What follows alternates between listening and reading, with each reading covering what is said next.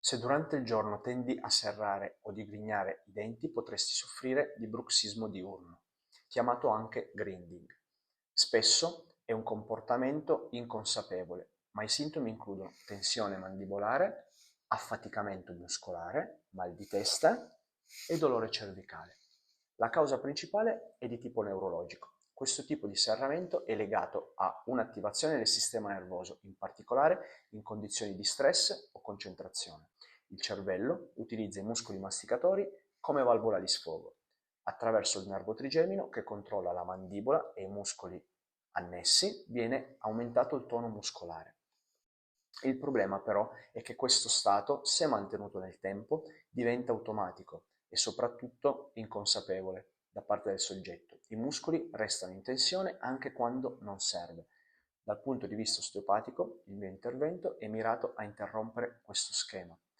Inoltre, c'è da dire che si ha anche un aumento dei battiti cardiaci e della frequenza respiratoria. Lavoro sui muscoli della masticazione, sulla mandibola, sulla cervicale, sul diaframma e sul sistema nervoso autonomo per ridurre il livello generale di attivazione.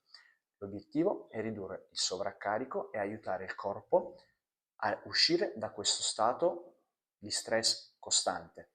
È importante sottolineare nella donna che questo tipo di iperattivazione del sistema nervoso può andare ad alterare la funzionalità degli organi genitali, andando a modificare, addirittura a interrompere il ciclo mestruale e quindi la comparsa di mestruazione. Quindi la menorrea, cioè la scomparsa della mestruazione, è importante sottolineare che può sottostare a una condizione di serramento denti proprio perché entrambi questi sintomi sono dipendenti da un'iperattivazione del sistema nervoso e da condizioni di stress pregresse. Il corpo si adatta e quindi va ad alterare le sue funzioni biologiche, come ad esempio il ciclo mestruale.